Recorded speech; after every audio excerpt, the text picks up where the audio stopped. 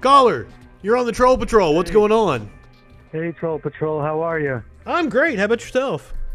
I'm good. So tell me, who do you usually talk to? You usually talk to, like, right-wingers? Is the main thing you guys you do over there? I do anything. What do you want to talk about? I want to talk about socialism. What about it? Tell me about your vision for socialism. What do you believe? How would it look? Well, first of all, we need to understand that all economies are mixed economies. Mm-hmm. There is no such thing as a pure capitalism, pure socialism, yada, yada, yada, right? Okay. So what do you want my opinion on with socialism? I want to see what it would look like. If we're talking about a mixed economy, there would still be capitalism within the economy? Well, yeah. All economies are mixed economies. You would have to have an incredibly closed system, maybe North Korea. But I mean, there's still a form of capitalism within North Korea, right? So do you consider yourself a social democrat? Okay, so I said this in a post yesterday. I am a leftist insofar as that is the policy prescription for the current situation we are in right now. Okay, tell me about, okay. So, like, we're so, especially in the U.S., we are so far to the right. We're teetering on fascism, as we saw with Donald Trump. So we need people like AOC and Bernie seem radical, but really they would be a centrist in any other capitalist developed country. Absolutely. I mean, if you look at the political spectrum, from the what's the test called? The political compass test? Yeah, the political compass test. Bernie is like almost right in the center. Yeah.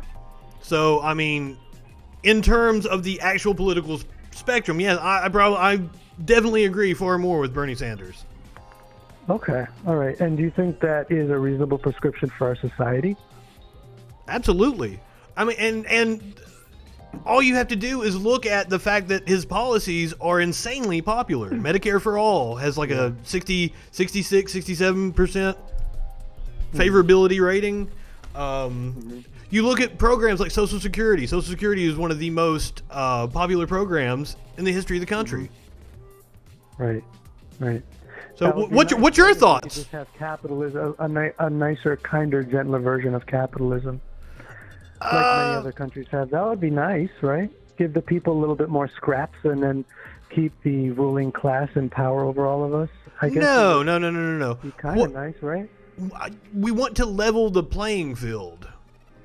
Well, and that doesn't level the playing field if we keep the ruling class in power. Oh, I want to guillotine some billionaires. I don't know what you're talking about. Okay, well then you're talking more my language. Yeah, we probably agree on most things. But now I have drifted further and further left as the situation has warranted it here in the U.S. I mean, we need some drastic policies to be able to address climate change, wealth inequality, yada, yada, yada. I would actually say, we need to break it down into certain industries. Media needs a fairness doctrine again. We need to get the money. Like before Reagan took that away, correct? Well, even that, but like going back and watching old TV shows and shit where they're smoking cigarettes and like, that bothers me an awful lot. So I don't really like sponsorship or commercials. And like going back to the 90s, do you remember the Chili's baby back rib commercial? Yeah. Okay, man, that song still gets stuck into my head to this day, almost 30 years later. That's fucking psychological terrorism to me. Yeah. So I really want to remove commercialism, capitalism from certain industries. But there are times... When I went to Cuba, I saw no billboards anywhere. It was amazing. It was beautiful.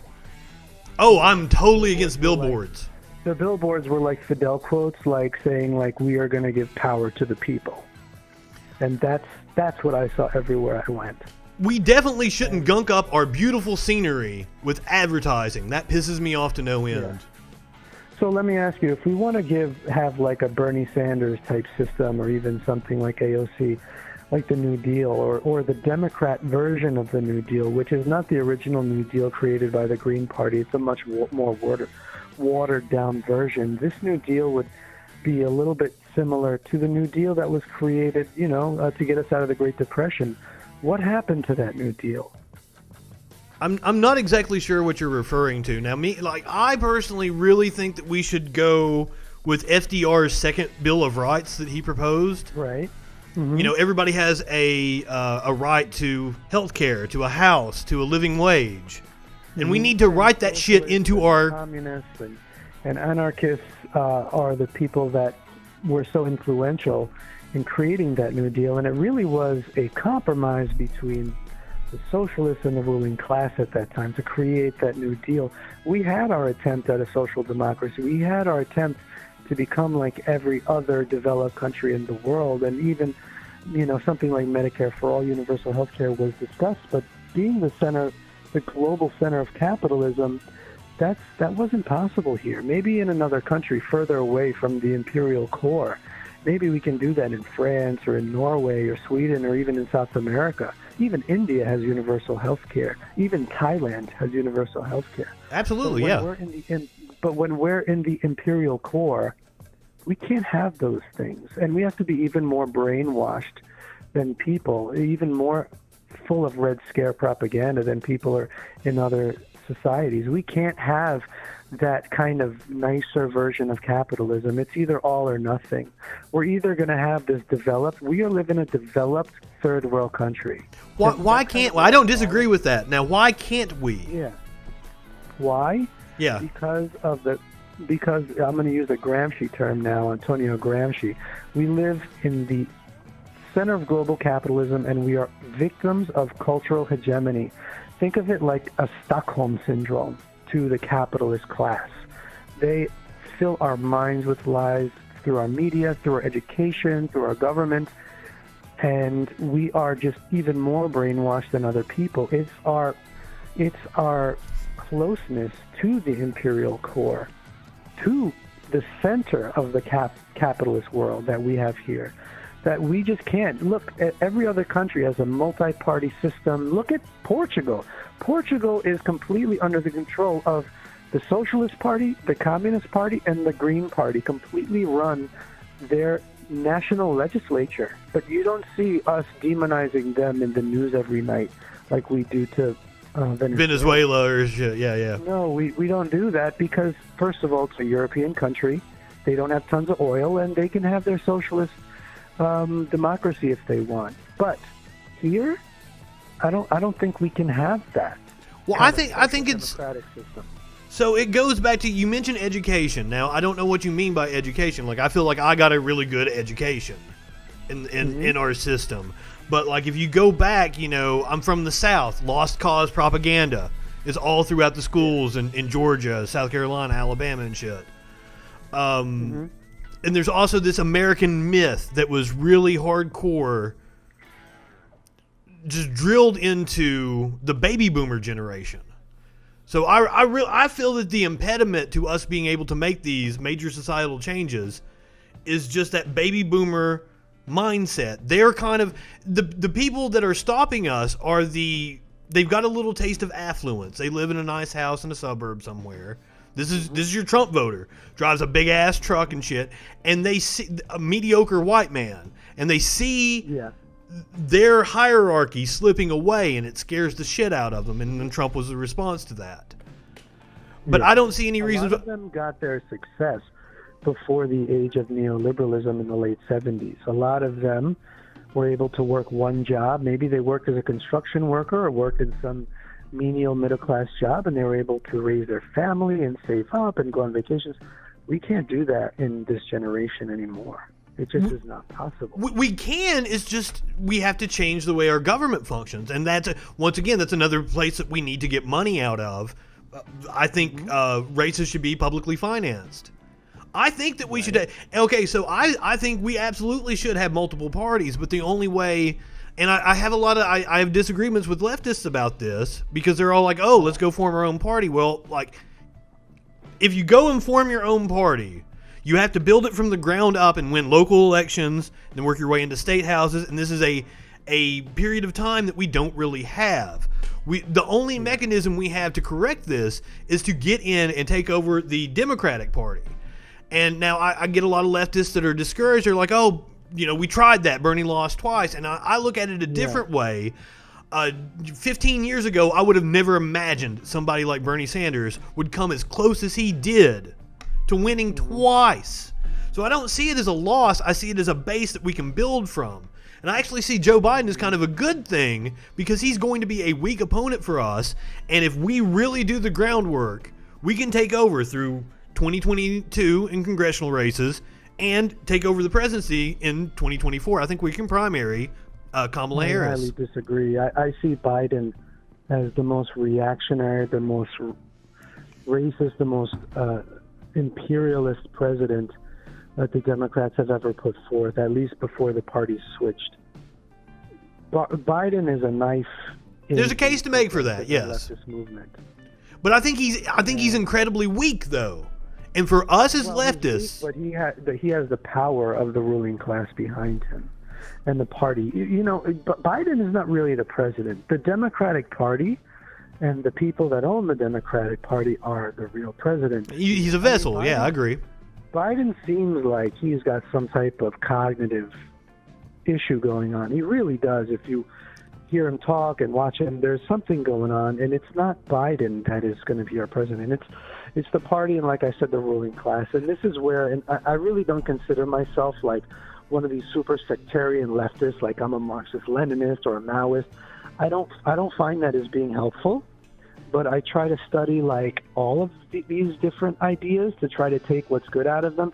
See, as a leftist, I think if I'm super like specific, I'm going to close myself off from all the other leftist kind of subgenres or subgroups or sub-ideologies, Like you see, one of the problems in the left is we're all fighting each other. And we're all supposed to be the collectivists. Yeah. I agree. I got deleted by a guy today just because I was telling, hey, don't look at Bernie as a loss. We are building something here, and we're getting strong. We are ascendant at the moment. Yeah, but one lesson that I do learn from Lenin, which I think that everyone who considers themselves a leftist in any way should read Lenin, not just to become some type of Leninist. You don't have to.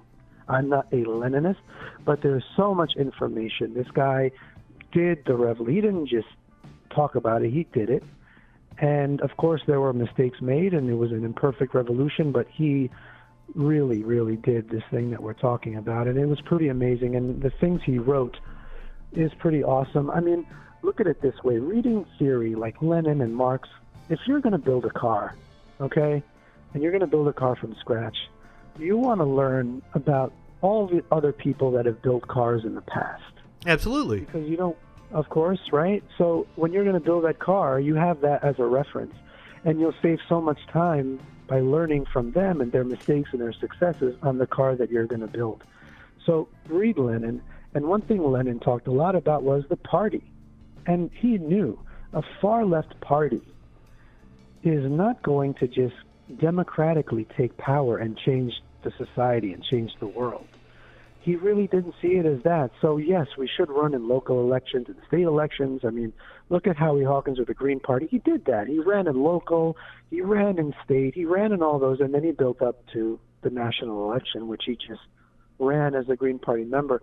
But it's not really to win, because we don't think we're going to win and democratically change this world, this society. It just doesn't happen like that. The few times it's happened, like in South America, these countries have become huge targets of like violence. Look at from us, Chile in 1973. From the U.S.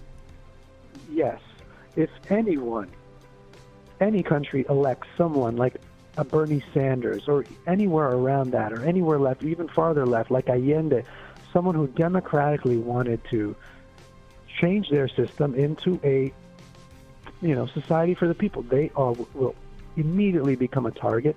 Look at Bolivia just now. It was pretty amazing. Okay, so if I'm getting you correct here, you're kicked out. Are you? We just had a new election, and the People's Party, the Socialist Party, won. And they're back in. I'm aware, but what, like, here in the U.S., it seems like your prescription for this is a violent revolution. Now, this is my thing about violent revolution, because I look at violence as a tool that is already against us. And Yes. if you don't believe that we're already under violence, then it shows to the level of privilege that you have. Oh, no. I'm under no illusions that the state has a monopoly on violence. Just look at the peaceful protest. Look, I'll give you an example. By the way, my name is Chris. I'll just tell you my first name. Nice to Chris, meet you. pleasure. Justin FREAKIN. All right. So there was a Blue Lives Matter protest this summer in my area that I live. Mm-hmm. And me and some of my friends organized a counter-protest to the Blue Lives Matter. We were already organizing Black Lives Matter rallies. Thank you for your service. And marches, thank you. So we organized this counter-protest to the Blue Lives Matter. There were cops there. There was about 300 fascists. We were assaulted. We were beaten up. Wait. Are you separating the cops from the fascists, or are you including them all Yeah, together? The cops did not beat in this one. I know there, like in Portland, there were a lot that the cops beat up the protesters. This time the cops just watched us get beat up, just with their hands crossed. We didn't fight back. I was probably one of the oldest people there, because we were severely outnumbered. It was like 25 people to about 300. And if we fought back, it would have been bad. If we had more numbers, then maybe we could fight back. But we were not in a position to fight back. And me and our other organizers determined that. And do you know what the local papers said about us the next day? I can imagine. That we were the violent ones. Well, the local papers are also taking their cues from the police departments. As somebody who's been in the media for years, I can tell you exactly where that came from. It came from a press release from the police department. It's not that the media is against you. Of course. They're just reporting what they have in an official document. Yeah, I don't want a violent revolution. You know, I that's not what I want. It's horrible. I don't either, and that's the reason why I think democracy is the answer. And I want to expand democracy into the workplace. I don't think that we can get where we want just through reform within the electoral system in the United States. What I want to do right now, what I believe we should do right now, don't worry about reform or revolution like the Rosa Luxemburg book, which I think everyone should read. Reform or revolution. What we need to worry about right now is just building a movement, educating people, learning about these ideas, getting unbrainwashed from all the Red Scare bullshit we've been fed our entire lives, and teach other people that are open-minded. Don't debate your racist uncle, but talk to people that are open-minded and then have them teach other people. And the more people that are open to this idea, the less bloodshed there will be. Absolutely, and I think it's a multifaceted approach. We need people out on the streets. We need people meeting the threat of violence, with violence if necessary. The Antifas, totally behind them. Sure. We also need people like me that are trying to penetrate the media, go through YouTube and everything. But I have several friends that won elections this year and for local offices, that we need more of that. It's a multi-pronged approach because, as I said, the reason why I'm saying that we need to take over the Democratic Party is because my prescription to really do some reforms is, first of all, statehood for Puerto Rico, Guam, D.C., all our territories expand so we have more senators. They need to be an independent country. If they want to be an independent country, yes, but if they're going to be a territory of the U.S., they need autonomy to do whatever they want, join the U.S. or not. Okay. But I'm looking at it from strictly an electoral standpoint. Sure. I want those other two senators. I want the representatives that they would bring to give us more power. I want to abolish the House of Representatives and have everybody in America vote on a Facebook-like program. Keep the Senate. Okay. And then we all vote. And you got to get like Senate more undemocratic. It is. Than the House of Representatives. Yeah, but you're well read. You know why the founders have the Senate. Yeah. So I feel because you don't want radical populism, yada yada yada. So if we're giving everybody the right to vote, you do need that kind of backstop there. Is the system of checks and balances. That's why I say I lost my train of thought there, but I have other things that we can do.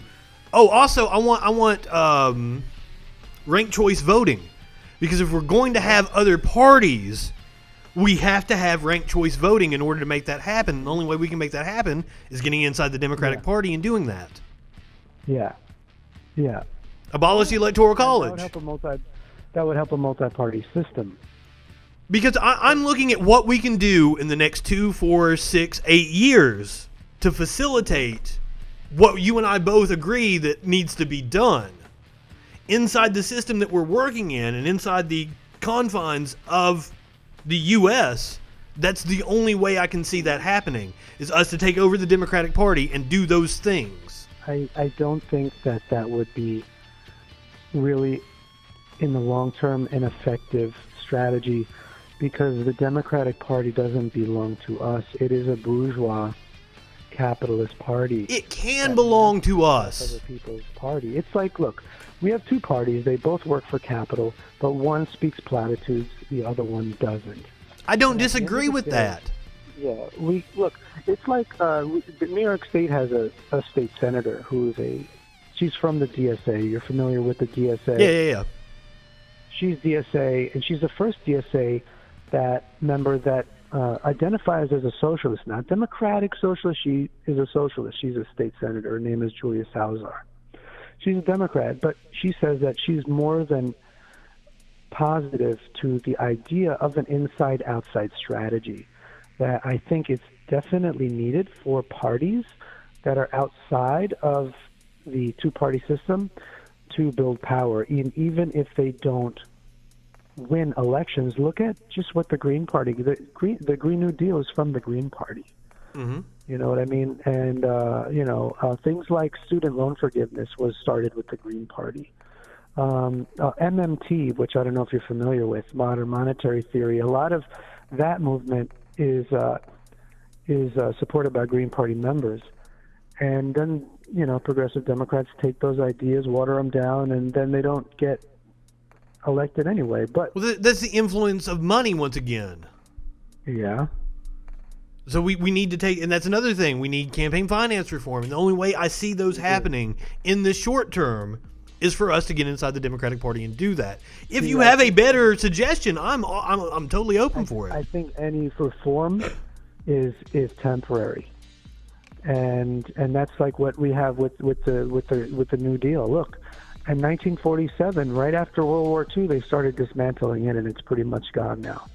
So if we want to go, because we got complacent about it, and that's going back. We need a strong education system. We need to keep these movements going. Yeah. And with the internet now, with the ability to be able to get on multiple different streamers from the leftist perspective. Like, we have the power to be able to organize, but it comes from the ground up. And that's one of the things that I get so upset with leftists about, is like, please run for local office. Yeah, I agree. And not just run for local office with the expectation, but have your message as radical as possible. Because, look, I was about to leave I'm not a Democrat anymore, and I'm very happy as not being a Democrat. But when I was about to leave the Democratic Party, and then AOC came around. And I live in the general area that AOC is a representative. And I said, wait a minute, let me jump into this AOC campaign, because I see the ability to push the message left. And if you are going to run as a Democrat, as a People's Party, as a Green Party, as any party, if you're going to run for office, you need to push the message further left. We need to keep pushing. And this is one of my criticisms of Bernie the second time he ran. His message wasn't any different than his message in 2016. It was the same. And at this point, the message had been carried by the AOC and by Ilhan Omar and by all these other people, that he could have taught us more than he did. He could have made his message bigger than Medicare for all, student loan forgiveness. He could have educated us even more. And then he could have, not jumped out of the campaign as early as he did, which was really kind of, I feel, a knife in the back of a lot of his supporters. I don't disagree with you, but I also see where, like, he really thought he could win, and he started trying to play the party politics. He wasn't going to win. He wasn't. He would have. I mean, it took everything the Democratic Party had this time to prevent him from winning. The Iowa caucus, if you look at what happened there, which really sets the tone for the entire campaign season, was completely rigged. I mean, the entire system shut down, and all of a sudden Pete Buttigieg is the winner. He didn't win. He didn't win. I mean, I know they said that, and it's messaging, and messaging is incredibly important. I think what worked against Bernie more than anything was the Bernie blackout on news stations. Sure. Yeah, of course. The Bernie blackout. Because the thing that Bernie had going in his favor was that the more you learned about Bernie Sanders, like, people liked him more and more. As opposed to every other politician, like a Hillary Clinton, the more she was on TV, the more she was hated. Bernie's favorabilities always went up. So I think the media played a very big role by not exposing Bernie Sanders, especially MSNBC. MSNBC. Mm-hmm. Because if you go, like, when he was on Joe Rogan, you go look through the comment section, and an audience that tends to lean right, they were all like, "Oh wow, I've been lied to about this guy." Because I think Bernie, like Trump, was something different and was authentic. Right. I know Trump isn't really authentic. He was a populist. He's just a more left-wing populist. And populism sells. Exactly. The ruling class does not like populism in either side.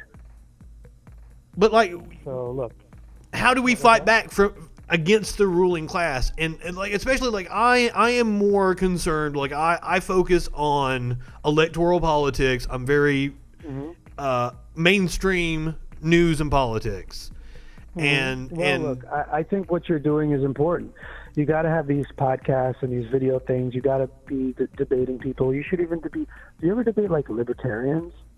Oh, I'd love to, but it's hard to get people to debate me. Oh man, it's fun. I mean, it doesn't go well for them, though. It doesn't what? It never goes well for them. I've had a few people call in. It doesn't go well. No, for them. At least libertarians are a little bit more, like, I think, intelligent than the Trump supporter type, and they have a little bit more reasonability. I mean, their ideas are completely idiotic, but they're a little bit of a higher level thinking than, like, the average Trump supporter. But what you're doing is important. Podcasts are important. We have to do papers. People should join an organization. People need to join an organization in their community that does work in the community, elects people, also is, creating some type of dual power, which is creating some services within the community outside of capitalism. Now, do you have any orgs you want to promote? Well, I am, like... Sorry to put you on the spot, bro. I'm registered as the Green Party. I'm registered with the Green Party, and I did work with them. I also am with the International Marxist Tendency, which I've not been with a very long time, but it is a much more specific Marxist group, and it's much more aligned with my more specific beliefs. And, when it comes to Marxist organizations, there are a lot, and I'm not going to speak negatively about all of them, but this one, I think the IMT is able to look more nuanced at certain situations, certain parts of history, and certain Marxist ideas. Let's take a look at, like, China or Russia. Very hot button issues. If you have a group of leftists in a room, half of them will be anti-China, half of them will be pro-China, half of them will say China's socialist, half of them will say it's not. And same thing with Russia. USSR I'm talking about, not modern Russia. Mm-hmm. And I think it looks at these ideas in the proper way, in a more nuanced... Those damn tankies. Yeah, tankies. I am not a tanky. I'm not like everything about USSR was great. I'm definitely not like everything about modern China is great.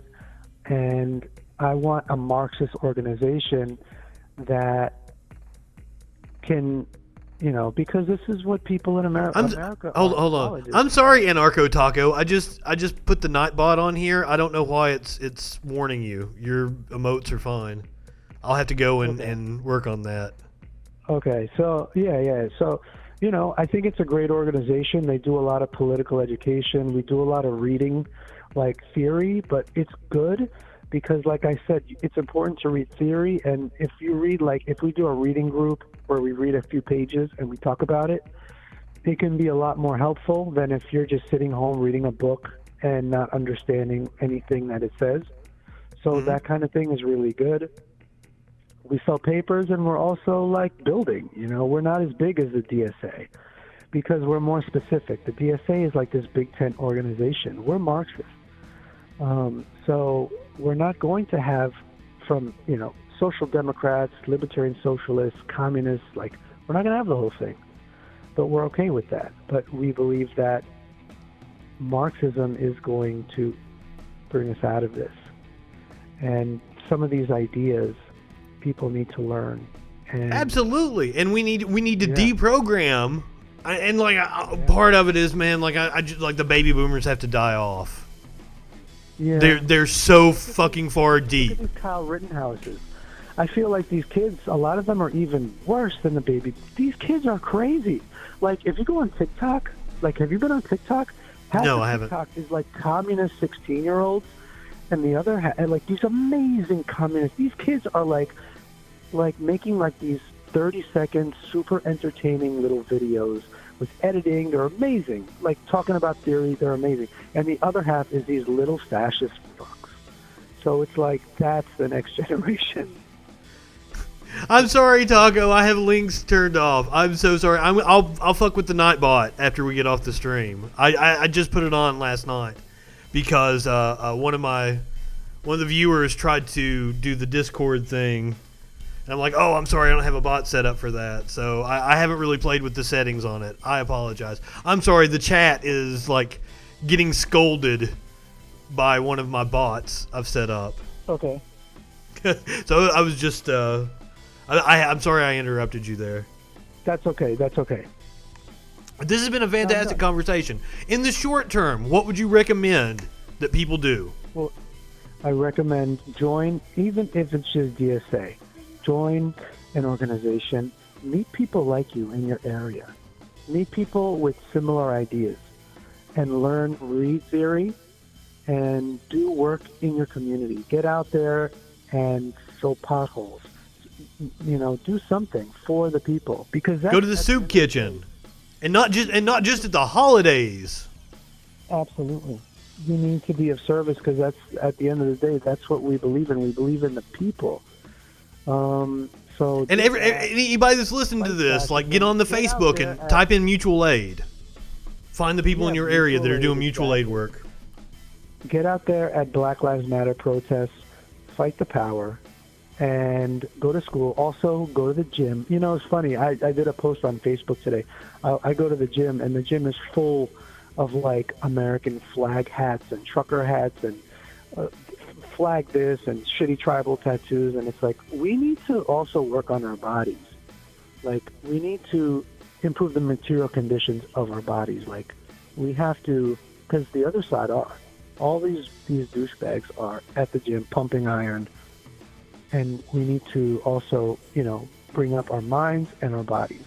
Well, now, do you watch any UFC or anything? Do you know about mixed martial arts? Okay, I'm in some ways I'm a bro. Sure. Oh, okay. But just because they got the big body doesn't mean they got the technique. Exactly. We can win with the theory. Yeah, we can win with the theory, but yeah. But we do need people on the front lines. Have you ever? We need people on the front lines. Have you ever listened to Behind the Bastards with Robert Evans? No.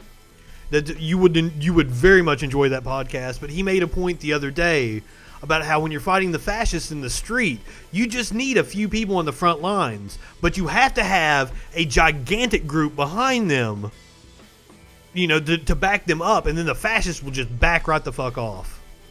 Yeah. So we do need. You're right. We need people in the gym. We need frontline fighters. Yeah, But at the end of the day, fighting fascists in the street, like Lenin said, he was against that type of violence. And at the time that Lenin was organizing before the revolution, there was a lot of terrorism going on the left side, especially among anarchists. He was very against terrorism, and he was very much against rioting.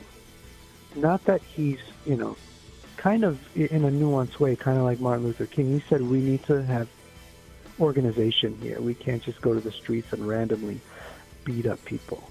Well, as I said, it's a multifaceted, multi-pronged approach, and we need everybody doing that. We need what you're doing, we need what I'm doing, and we need people like AOC, Ilhan Omar, Katie Porter. We need all these people, Jamal Bowman, Cory Bush. There were so, and that's that man. And you spoke about the Gen Z on TikTok.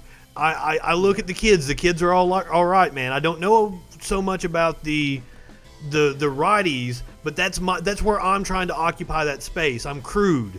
I'm rude. I pwn people, and I'm trying to get that demographic of disaffected 19, 20, 21-year-olds, and try to teach them some sound leftist theory while also being a dickwad. Exactly. You're succeeding.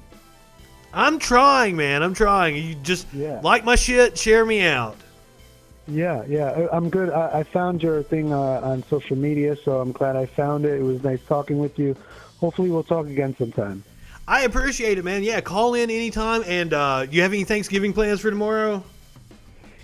Just a small family thing, not too many people, and hopefully we'll all be safe. I hope you are too. Absolutely. I appreciate it. It was Chris, right? Yeah. Chris, thank you for calling. I appreciate it. Fantastic call. All right. Thank you. Awesome. Start off the show with a great call. Thank you, Chris.